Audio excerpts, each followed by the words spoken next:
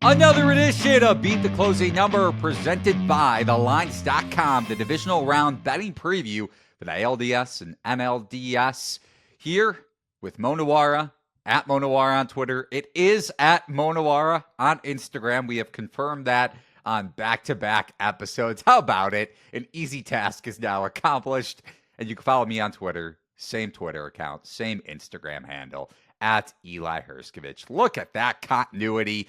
Before we get started, remember to give the video a thumbs up and ring the bell to get notifications whenever The Lines releases a new sports betting video on any market, including our NFL betting previews each and every week. We do 2 of them, Beat the Closing Number, and we just released our Thursday betting podcast with our NFL Week 5 Best Bets, along with one of the best voices in the industry, Eric Eager from Sumer Sports. So be sure to check that out ahead of making your Week 5 picks. Mo, we are a day away from the ALDS and NLDS.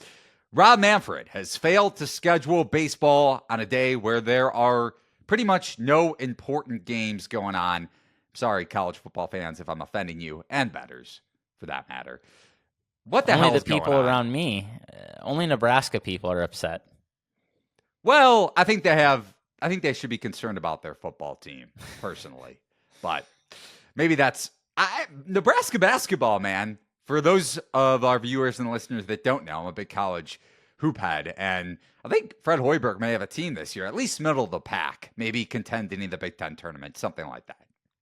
I've heard that before, so not going to get excited. But I would like to go see a meaningful game here in Lincoln. That's a nice arena. Hey, not that we want to make this a Nebraska-focused betting podcast, but for those of our listeners and viewers that don't know, check out the Lines Discord channel. I have both of my college basketball futures in there, and maybe I'll just give a little bit of a tease, even though it kind of gives it away. One of my 2 futures bets is on the other main Nebraska basketball team. Just saying. I hope Mo has placed the bet. I hope you go watch that team this year too. They were good last year, and they're going to be even better. But I digress. I could talk college basketball all day. So let's get into these 4 series. Orioles and Rangers, Astros, Twins, looking at the 2 American League Division Series, Braves, Phillies. Heck of a series to break down in a bunch of different ways. And Dodgers, D-backs, I am depressed to talk about that one, but we'll get to it last, as Mo well knows. So before we get into it, like I mentioned, give the video a thumbs up and ring the bell. Also subscribe, rate, and review the podcast on Apple, Spotify, wherever you find your favorite podcasts. You can also check out the Lines promo with BetMGM. If you are a first-time user with BetMGM Sportsbook and at least 21 years old and in the state where it's legal, has legalized sports betting, God bless you, PAPSFA, you can get your BetMGM bonus code, the Lines, when creating your new account. Up to $1,500 back via a bonus bet if your first bet loses. Terms and conditions apply. More details over at thelines.com. So like I alluded to, no games here on Friday. We saw all 4 wildcard series end in sweeps. Now we start with the Orioles and Rangers. Baltimore minus 120 is the series price. Texas, even money. I think there are some plus 110 still out there, but pretty much minus 120, even money is the consensus series line, especially at BetMGM, or at least with that book specifically. I have a question to begin this series for you, Mo. And I was kind of hemming and hawing with it, and we'll break down all the angles and the particulars with Baltimore and Texas. On the surface, do you find any similarities between, maybe this is me just kind of looking at this price blindly, and you know I don't gravitate towards favorites by any means. I'm not one of those bettors, and I hope our viewers and listeners know that by now, especially with the disgusting NFL bets I have this week. Any similarities between the Baltimore Orioles and the Denver Nuggets, just from the standpoint that you have quote-unquote number 1 seed. Maybe that's just when you're talking about the NBA. Obviously, you don't call a baseball team really a number 1 seed in the postseason. But 2 of the better teams in their respective leagues, and Baltimore being priced this low in terms of the series odds. I know that Texas is coming off a beatdown pretty much of the Tampa Bay Rays, who were favored and then some to win that series, that wild card series. But what do you make of my initial point here? Well, I think that when you look at a team like the Denver Nuggets, they obviously had very, very high-end talent.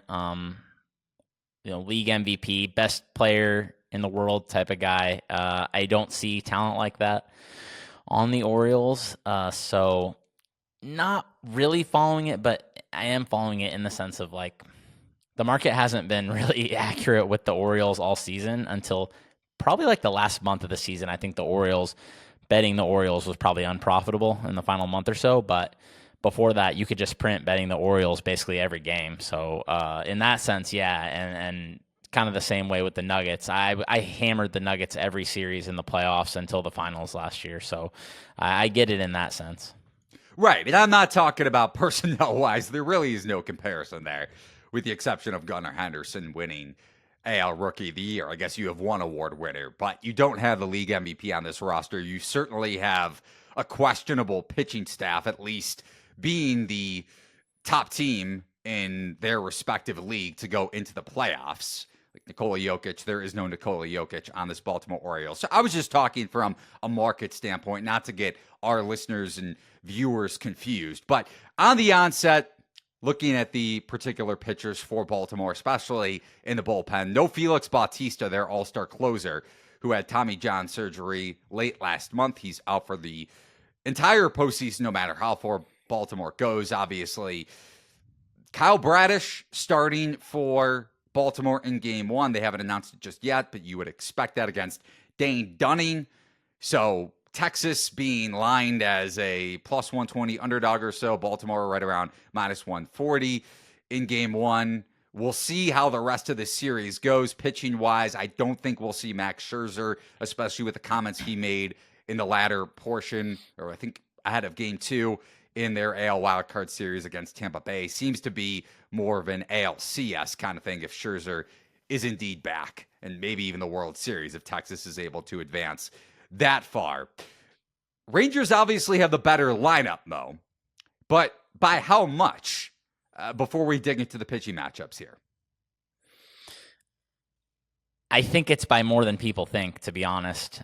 Just because the Orioles got so much mileage out of clutch hitting and just sequencing. I think their offensive numbers, like they scored more runs than their WRC Plus says they probably should have. So I think Texas does have the better offense here, obviously gotten healthier. We talked about that before the Rays series, getting Josh Young back late in the season. I think there was maybe a couple other injuries. Jonah Heim was out for a little bit, maybe before that. I think Texas has a better offense and a better defense. So, they definitely have a better defense. They have one of the best defenses in Major League Baseball. The Orioles definitely do not. There are some metrics that really hated the Orioles defense, actually. But maybe it's like around average at best. Texas is very good, top five. I think the interesting part is when you get into the pitching staffs of these teams, though. It's a lot of uncertainty on both sides, to be honest. You have multiple Orioles starters that are roughly average, if not below. I have Dean Kramer. I don't know what they're going to do with their pitching staff. I have Dean Kramer and Kyle Gibson both below average, and Grayson Rodriguez like right at average. So I'm not sure how that's going to shake out, who they're going to trust to throw out there. I don't think it's going to be John Means. I know he came back, but he struggled. Didn't get any swinging strikes. Just didn't strike anybody out, basically. I would guess he's going to be a long man for this series, but Nate Eovaldi. I went back and looked at game two in the Rangers series just to see where his fastball velocity was sitting, and they don't have it up at Baseball Savant unless I'm missing something. I had to go back and look at literally all his pitches and throw them in a spreadsheet. Maybe I'm missing something here, but anyways, it came out to 94.8, which I think is a little better. It's getting closer to where he was, which I think some people that have watched Eovaldi for multiple seasons might think that's very low, 94.8, but he was actually only sitting 95.3 this year, so it's only a half tick off where he was. He might be getting close to being back. So if that's the case, I kind of like Texas here. I think they're the better team. overall, I think bullpen is probably close with the Orioles' injuries. It should have been a big edge for them, but if you're talking about mediocre relievers, I'd rather have mediocre relievers that have some experience than what Baltimore has. So I think maybe Texas is a little bit interesting, but it's not really enough for me to get there. I do like them in game one, though. I think Kyle Bradish was a very, very lucky pitcher this year. I think he's fine. Really? But yeah, I like that Texas does not ever hit the ball on the ground, basically. I think they were second most hitting fly balls this year. So I think it's a good matchup for Texas. I like them in game one, but yeah, I know Bradish is probably better than Dane Dunning by a decent chunk, but at least I think Dane Dunning is okay in this spot. I'm kind of surprised you say that. I mean, Dunning has outpitched his peripherals and then some this year. 3.70 ERA, 4.27 FIP. And just for context, Bradish 131 stuff plus over his final 35 regular season innings, which is ridiculous. I understand that he himself has outpitched his peripherals to an extent by too, quite a bit, for sure. Yeah, but it's not nearly as much as Dunning. And I don't know. I think Dunning's pretty close now. His ERA was around 4.1, I think, and I have him projected around like 4.4 or 4.3, I think. So he's pretty close. Bradish has like a 2.8 ERA. I think he's probably close to a 4 ERA true talent, to be honest. You really think the stuff between those guys is that close? Not that we want to, similar to how we don't want to make this a Nebraska-focused podcast. We don't want to make this a Bradish-Dunning podcast, but... Yeah, I just think Bradish is above average pitcher. I don't think he's an ace. You don't want him to be your number one. I would definitely say my concerns more so lower in the rotation for Baltimore, but yeah, with Texas having the better offense and better defense, I think maybe plus 120 is like really kind of pushing it. But if you can get plus 125 or better, I think that's a fine bet. And you mentioned the Rangers having more experience in the bullpen. That goes without saying. But at least Baltimore has maybe another option that they didn't expect, or maybe they did expect Tyler Wells to come out of the bullpen at this juncture in the season. But with him back, and he closed a game down the stretch, I'm really curious to see how they use him, especially if they don't want to shift Cano's leverage role and move into the closer spot. He also had a save in the latter portion of the year in September, in the latter month of September. So if you want to keep Cano's role more defined and then use Wells as a potential closer, we've seen that before in the playoffs. Maybe not necessarily a starter, but guys that have either come back late in the season, and this is more of a surface level comment here, but guys that have undefined roles and maybe are unexpected to be in that closer spot. Like, who was it for the Nationals in 2019 when they made their World Series run? Former White Sox reliever. Speaking of Dane Dunning, also another former White Sox pitcher. But going back to that Washington title, who closed for them in the playoffs? Do you recall? Well, their closer was Daniel Hudson. Correct.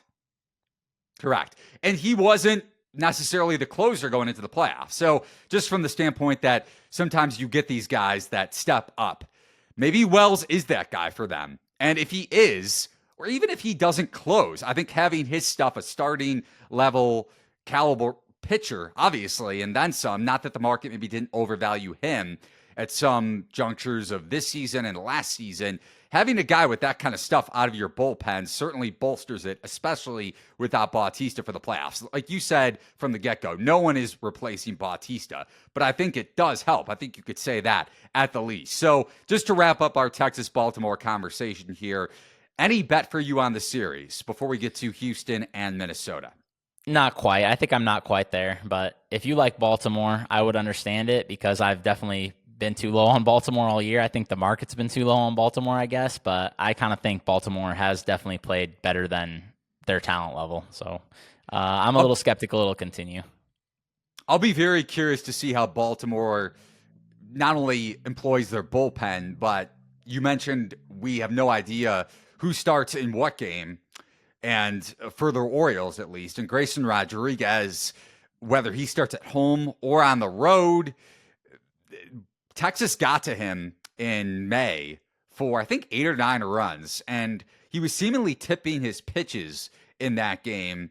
I know at least one other team was able to get on him for that same issue in start right along that timeline. So, again, this series is fascinating on so many levels. I find both ALDS matchups to be more intriguing than the National League, even Phillies Braves, which might come as a surprise to some watching this. But on to the second series, Mo.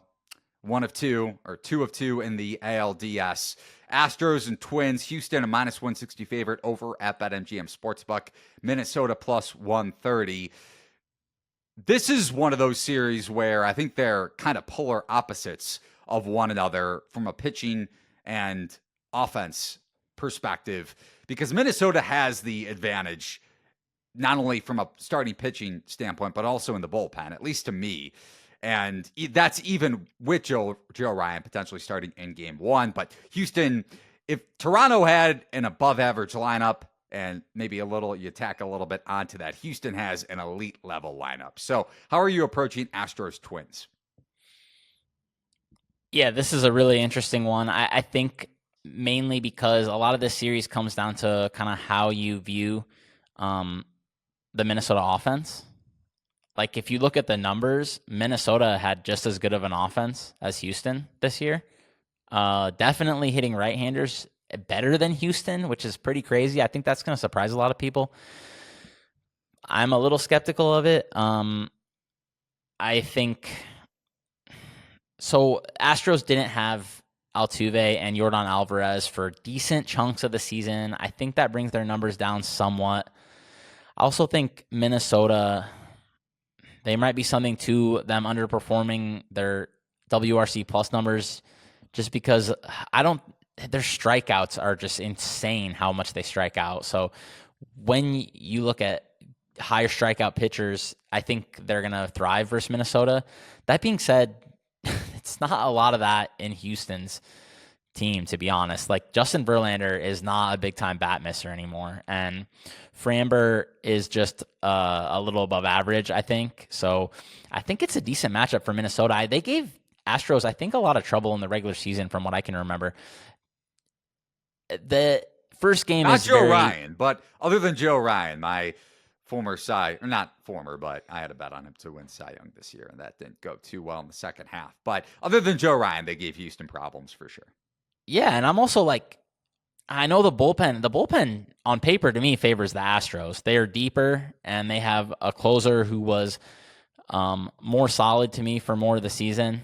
But, dude, Ryan Presley was really shaky down the stretch. So he blew some big spots for them when they really needed these games. I mean, they ended up winning the division anyway, and literally every time I watched Joan Duran, he gave up a run until, of course, I had the Blue Jays on my future. So, yeah, then he just lights out, not even allowing a base runner against the Blue Jays. But anyways, I don't really trust this Minnesota pen. Although I will say, dude, Louis Varland, like you were saying about bringing up starters and converting them, dude, Louis Varland has been absolute lights out for them since they moved him to the pen to, like, handle his innings load and whatever else they're doing. So this is going to be an interesting one. There's a really cheap Astros at FanDuel. I was a little bit tempted by it, but I think I'm just staying away from this one too. Series price wise. No interest in game 1 either. That's disappointing. We get no bets for Mo on either series. I'm a little upset, but obviously Mo is a great handicapper, and he knows I'm just messing with him. One of the best MLB handicappers I've really talked to and worked with on any podcast, and that is not me sucking up to him after maybe joking around and messing around a little bit. You can find all of Mo's baseball bets, by the way, in our Discord channel. Link is over at thelines.com in the top right-hand corner. Couple different points I want to bring up to you and get your perspective on in this series.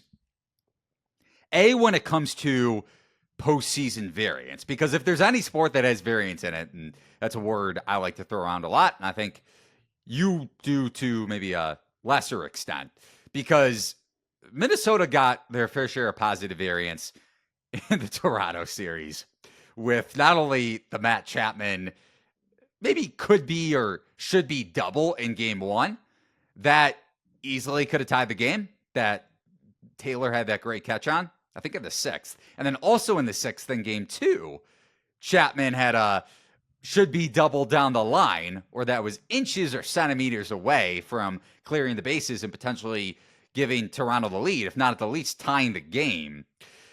So take that into account, or at least I want to get your viewpoint on that and how to carry that over into a series in general. Is that something that we should? Let's start there before I follow up. Is that Minnesota getting lucky and maybe the market overvaluing them to an extent because of the fortune they got in that Jays series, considering that lineup was above average? Or do we take into account that that's baseball, that's variance? You still have Sonny Gray, you have Pablo Lopez, who were two of the better pitchers in the second half, especially Gray. And when Lopez is right, unlike in the second half in the second half with Miami last year, and you can make the case that he was worn down, he looks fantastic. So were those two sequences more about just variance in general, and you can't make too much of that? Or do you come at it from maybe Minnesota got lucky and they won't have the same kind of results against an even better lineup? I would say you just have to expect neutral luck overall. But if anything, from betting Minnesota all year, I would say they're just unlucky, to be honest. They were pretty bad sequencing in a lot of spots, I thought. But I think any interest in Minnesota is honestly just going to be because of what you brought up. People love betting strong starting pitching teams in the postseason. So it's always easy to look at postseason pitching staffs and say, these guys are going to give me 7 innings. This is, I like this staff. They have a better staff than Houston, but I think it's always important to dig deeper and look at bullpens. They play a bigger role than I think a lot of people realize. They especially play a bigger role. It's really the opposite of what people think. The bullpens play a bigger role nowadays in the postseason than they do in the regular season, at least at the top of the bullpen, because you can usually, because of days off and stuff like that, you're using your top bullpen arms more than you can as a percentage of innings than in the regular season. So it's really important to look at that stuff. That's why I'm a little worried about Presley and some spots of this. But the Astros just have a deeper bullpen, I think, than the Twins. Dude, Griffin Jax is terrible. So, and they still threw him out there in high leverage against the Jays. So they don't seem to realize he's terrible. So, I mean, I wish the Twins good luck. I mean, I hate the Astros, but I think that this price is about right, and the Astros should be decent favorites, but not overwhelming favorites. I don't think the Twins' usage of Griffin Jax can be comparable to John Schneider's usage of the Jays pitching staff, especially in Game 2, pulling Jose Barrios. Barrios? I think it's Barrios, yeah. Okay, I always go back and forth on that. I can't believe they threw in Kikuchi, and then you couple that with Guerrero's base running blunder, getting picked off. Man. That Jays team. I'm sorry to our boss, Brett Colson, for having to endure that. But overall, I agree. I don't think I'll have a bet on this series. Maybe I'll bet Gray, depending on the price when he goes, considering how good he's been in the second half. Kind of like a Blake Snell for me. At least in comparison, I know maybe you don't think Snell was as good as his stuff this year, but comparable to last year in the playoffs, especially in that Dodgers series, I was going to bet on Snell no matter what, especially if the game was going to be line minus 110 both ways, which I think it was in Game 3 for San Diego, or plus money for Snell. So I may end up betting Gray when he goes in this series. And just to kind of wrap it with the put a bow on Twins Astros, Byron Buxton went on the IL back on August 2nd with that strained right hamstring. Now it's seemingly going back to the knee for him. Doesn't seem like we're going to get him in this series. And even if we do, what can we expect? I mean, Royce Lewis has been a stud, even though we talked down this Twins lineup quite a bit. But I don't think you can expect much from Buxton, and we're definitely not going to see him in the field. Maybe some pinch hitting appearances. Yeah, it's sad, man. You're a guy that I at least love to bet. Maybe not this season, but pretty much a perennial, not an AL MVP candidate, but an AL MVP bet for me. And he's the pro-rated MVP candidate. It's so true. It's a great way to put it. So collectively here, ALDS, both series. I think I'm going to have a bet on the O's in game one. I'm higher on Bradish than you at least seem to be, and I'm much lower on Dunning between the two starting pitchers. So I don't think I can get there with a series bet on Baltimore, but I think I'll be betting the O's in game one. I like Texas a little bit, but I'm waiting for a plus 125 at one of mine books. But there are a couple out there. I think that's fine. So I guess we're on opposites again. We'll see what happens. Yeah, we'll get to the first time we were on opposites in the postseason this year. And I still have some issues with that series. But we'll get to that in 5 or so minutes. And those of you who listen to our NFL podcast already know what I'm talking about. But on to the NLDS and the more intriguing of the two series for sure. Atlanta minus 185 favorite against the Phillies. Philadelphia priced at plus 150. Red October. I was about to say something, but I can't. One of our other bosses, Steven Andres. I hate this slogan so much. So much. Maybe it has to do with my Chicago Bulls hatred because of C Red, so it's kind of similar. But I really have a gripe with any team that has a mantra, a slogan like this going into the playoffs. I can't stand it. And we profited off the Phillies last year, if I remember correctly, at least in that St. Louis series. So I made money off the Phillies in October 2022. And I'm still annoyed at their run that they made last year because of the variance they got in game one of that wild card series against the Cardinals, scoring, 7 runs. And then I thought the total somehow went over in that game. Not that I had a bet on the total. I did have the Phillies, though, on the money line, which is nice. But my God, did they get fortunate. So Atlanta is a minus 200 favorite in game one. It's likely going to be Spencer Strider against Ranger Suarez. And Strider, you want to talk about pitchers out pitching their peripherals.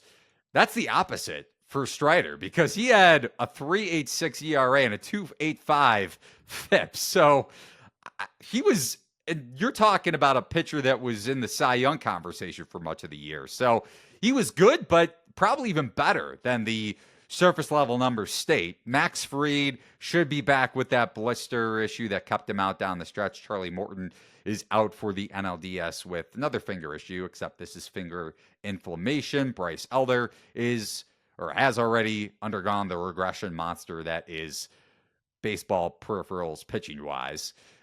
Atlanta's offense. Not that you need me to tell you this, Mo, but 846 OPS, leading the league in that department this season.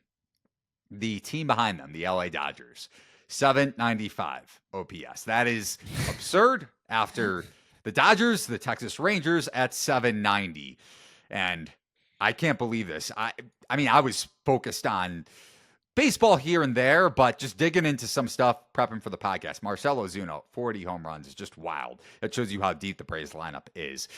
Phillies swept the Marlins in the wild card series, and that series was not even close. Miami had zero chance, especially when you don't have Sandy Alcantara to go, and he underwent his fair share of regression after winning the NL Cy Young. But, Mo, I want to swing it to you. Atlanta has, even though they've had a successful season and one of the best seasons really in baseball history, especially offensively, they've had this series circled after losing the NLDS to the Phillies in 2022. How much of that do you take into account within your handicap?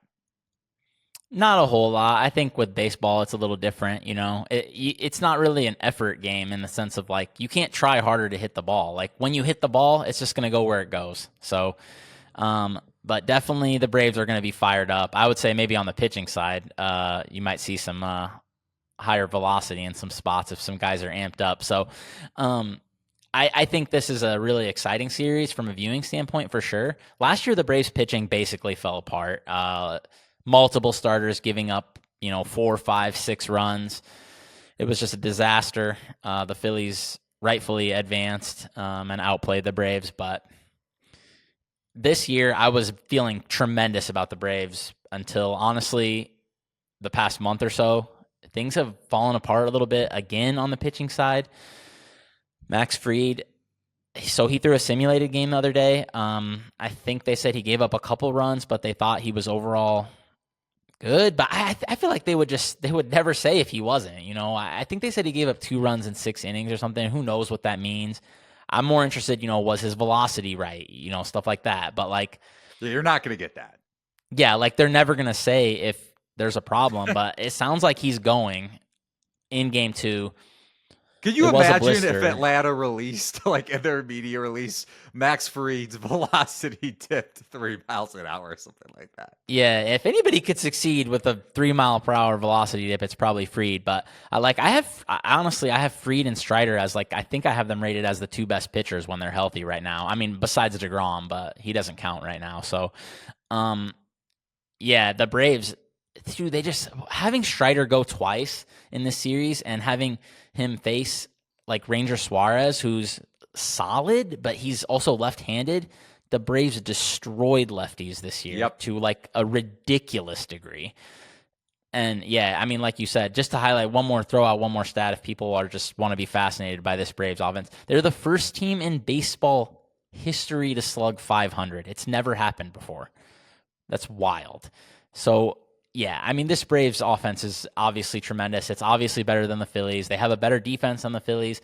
I think they slightly have a better bullpen, although that's another thing, dude. The Braves bullpen was pretty rough down the stretch. They gave up a ton of runs final month or so. Rysel looked okay in some spots. Minter had kind of a down season. I still think his stuff is incredible and he should be fine, but we'll see how that goes.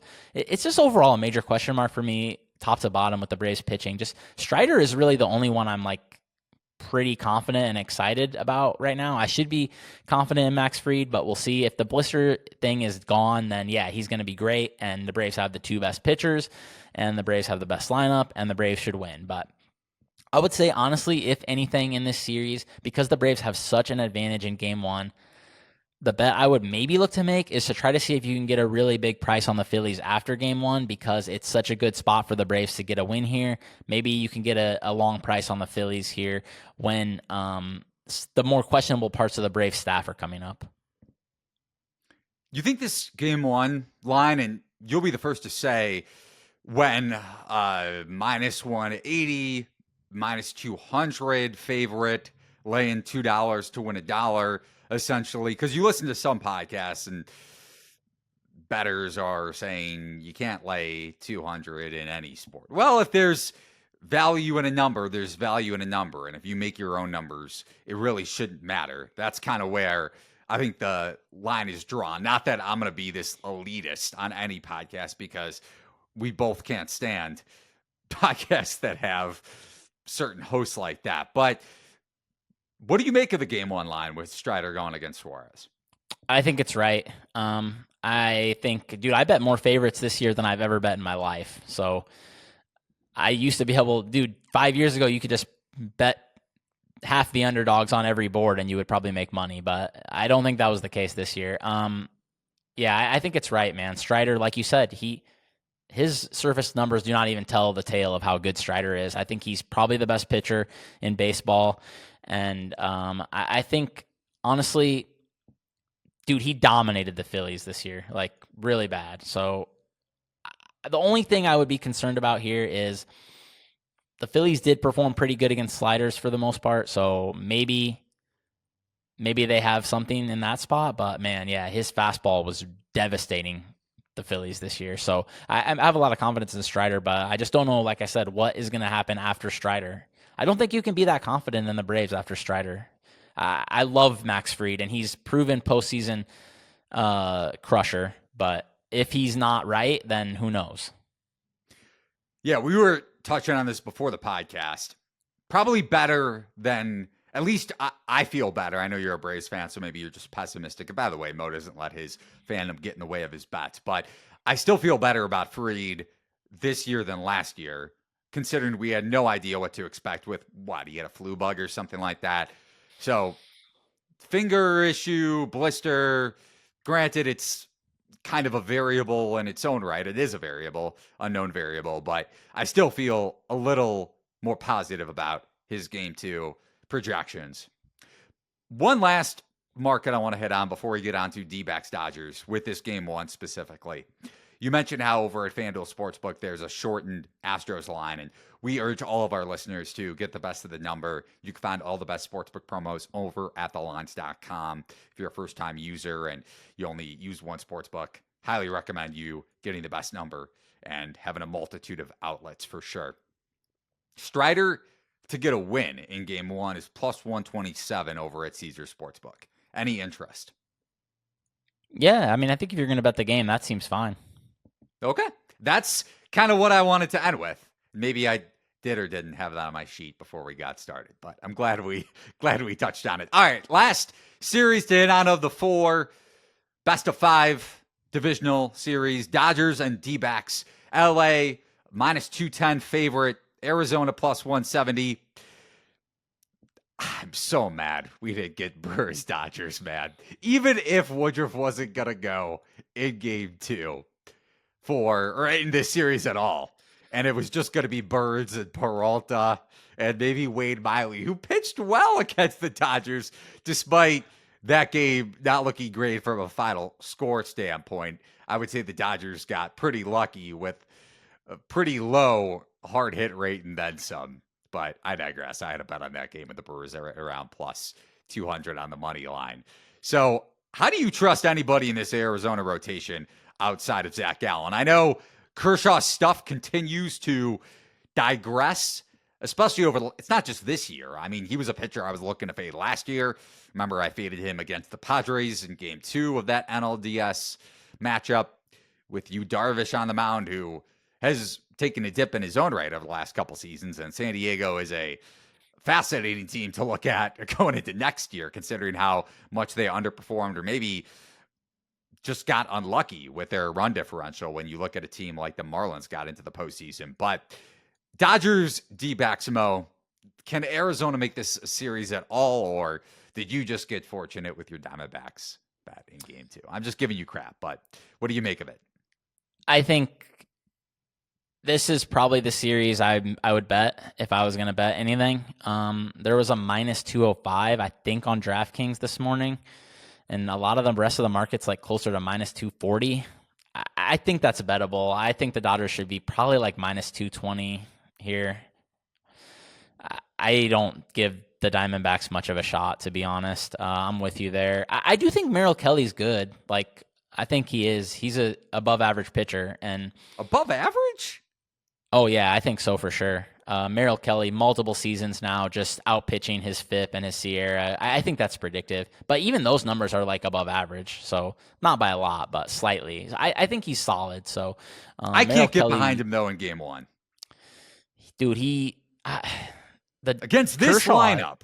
Yeah, that's the thing. And Kershaw is left-handed, and that's a major problem with Diamondbacks. They stink hitting lefties. So this is another game 1 that I'm definitely thinking if you want to bet the Diamondbacks, I mean, you might as well just wait and see if you can get a massive price after Kershaw mows this lineup down. My fear for the Dodgers side, honestly, would be if they think Lance Lynn deserves a start. I don't know what they're going to do with their rotation either. Bobby Miller, I think, and I'm blanking on the other guy now, but I think, Pepio. Pepio's been crushing it, man. He was like a walks machine. I think he cleaned that up this year. He looks really good. I would rather throw Bobby Miller and Pepio than Lance Lynn for sure. My fear with the Dodgers would be that they would try to give Lynn a start, and I would be pretty concerned at that point. But the Diamondbacks have a weak link in their rotation too with Brandon Pfaadt. I mean, I still think he could do great things someday, but right now he's just a roughly average pitcher. His dad? And he got wrecked by the Brewers, which is a bad offense. So, honestly, the only thing I'm seeing in this series that makes me wonder about the Diamondbacks, I don't think Will Smith is going to be able to control the running game. He's a pretty bad catcher, I think, when it comes to throwing. So with the way the Diamondbacks run the bases, they're so good and they put so much pressure on you. That's honestly the only worry I would have with the Dodgers, because that's like, you're talking about not like one pitcher. Okay, maybe if they have an advantage against one pitcher, maybe the Diamondbacks would win one game. But Will Smith is going to be back there like every game. So that's something they can take advantage of like a lot of times in this series. If they're getting on first base a lot, they could be getting a lot of free bases on Will Smith. But I still think the Dodgers should just roll here. They minus 205, I think, is probably worth a small play. We brought this up with Twins Astros in terms of the positive variance that Minnesota got in the wild card series. And this is me just looking at it from a neutral standpoint. I promise I'm not bitching anymore about Brewers and their inability to hit with the bases loaded. All right, one last time. Had to get it. How many times in 2 games? Yeah, 3 times. They loaded the bases like 3 or 4 times. Yeah, 3 times. They loaded the bases 4 times. They did score in game 2. But when you have bad hitters, you're not going to get those guys across as much. And the Brewers have bad hitters. The one thing I want to say, so we brought up, like I said, maybe positive variance, because you can't really use another word. I think Minnesota did get some luck in that Blue Jay series, but I think it lines up a little bit differently for the Twins because they have the starting pitching to match up, at least to give the Astros some fits outside of Joe Ryan, who I think should be scared to death of facing the Astros in game 1 if he does indeed get the start and it's not Ober or even Maeda, who could end up starting for the Twins. I think you can make the case for any of those 3 pitchers, but they're all very close. Yeah, 100%. Maybe I'll ask you that at the tail end. I want to have one follow-up to Twins Astros. But you think about in game 1 of Brewers D-backs, the hit by pitch that was initially called that, and Terang was going to be on, bases loaded, nobody out, it's 4-4. All of a sudden, replay review rightfully shows that Terang didn't get hit, and then Arizona gets out of the inning somehow, some way. And I know it's a disgustingly unpatient Brewers offense. Very, very tentative at the plate outside of maybe Carlos Santana, which is crazy to say when you look at what kind of hitter he is and maybe relying so much on power, but he is and was one of the more patient hitters in that lineup. And Christian Yelich and William Contreras, 4 through the latter part of that order, very, very much so impatient, I should say. It's early in the morning, all right? Sometimes your grammar doesn't come out right when you're lacking sleep. You go to game 2. Carlos Santana led all first basemen, not just in the NL, but all first basemen in defensive runs saved. Probably should have been a double play ball, I think off of Carroll's bat. Turns into a double. And the D-backs score 4 runs, I think, in the 6th inning and go on to win that game. Not that Milwaukee's offense was doing anything, as we've alluded to. But I think you could say that the positive variance that Arizona got in that wildcard series, especially considering they don't have the pitching that Minnesota has to go up against an elite offense. So I think there are similarities when you look at the context with 2 underdogs going into their respective divisional series. I cannot, there's no way you could fathom a bet on Arizona for me. Even if I had to bet this series, and you're talking to somebody that doesn't lay big numbers a lot, and that's not from the standpoint of you can't bet a minus 240 favorite. It's just I usually just don't bet it. I would rather stay away, and I'm not even talking about betting the underdog here. I can't bet Arizona. There's no possible explanation for me in betting the D-backs. Yeah, I think that's reasonable. I think one more thing that we should throw out there that's a strike against Arizona in this spot. So between like Gallen and Merrill Kelly, like I said, outpitching their peripherals is a thing for them. I think it's predictive, but when you're talking about guys who get a lot of weak contact, that is not the way to get the Dodgers out, man. Everyone in that lineup, at the top of the lineup anyway, especially like when you talk about Mookie, how are these guys going to get Mookie Betts and Freddie Freeman out? They square up everything, especially Freddie. He's going to be tattooing these guys. Yeah. And like as we hit on, and I pronounced incorrectly, and as a grammar guy, man, Journo major, sometimes you just have a mess up and you move along on a podcast that, It's 9:30 in the morning. They're 10:30. Maybe I'm giving myself too much credit. But the Brewers lineup, it's not comparable to what the Dodgers do to you. What Arizona did to Milwaukee is honestly more similar to what they're going to get now with this Dodgers lineup from a patience standpoint, because they were taking pitches, especially against Corbin Burns, and made him work. And then he threw some very non-competitive pitches from the third inning onward, and Marte got behind one. Carroll got behind one, I think. So also, what's going to happen with Arizona behind the plate in this series? You're talking about one of the best defensive catchers in baseball, right? And we don't know if he's going to play with concussion symptoms.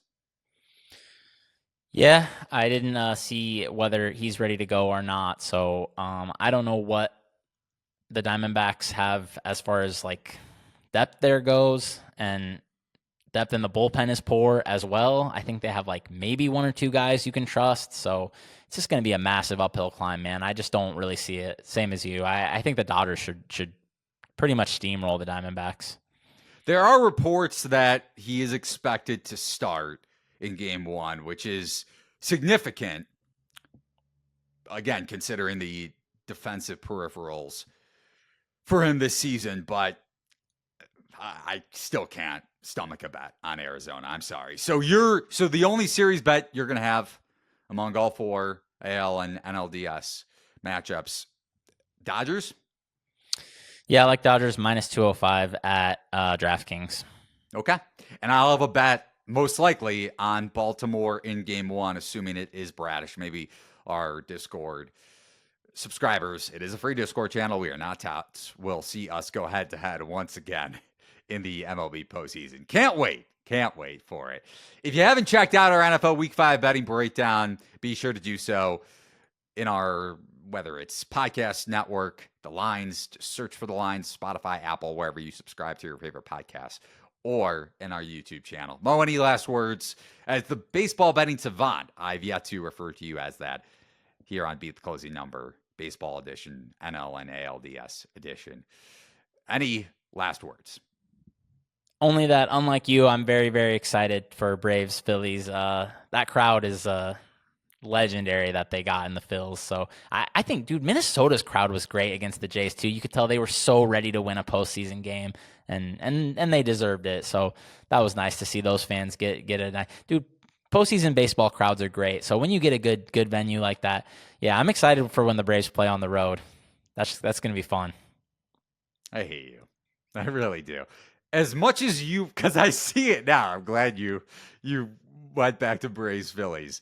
You have the Line sweatshirt on right now. You wear that sweatshirt just as much as Steven is wearing Phillies gear in October. Is that fair to say? It's a good sweatshirt. All right. That pretty much proves my point. That's going to do it for this edition of Beat the Closing Number presented by TheLines.com. Hopefully our viewers and listeners can say impatient for the rest of their lives and don't get that incorrect. I hate myself and will hate myself for the rest of eternity for saying impatient on a podcast. And that is just as a journo guy and English guy and grammar guy and somebody that is engaged to somebody that teaches English. I will never be able to live that one down. For Nuwwarah, you can follow him on Twitter and Instagram at Nuwwarah. You can follow me on Twitter at Eli Hershkovich. Thanks for watching and listening to another edition of Beat the Closing Number. So long, everybody.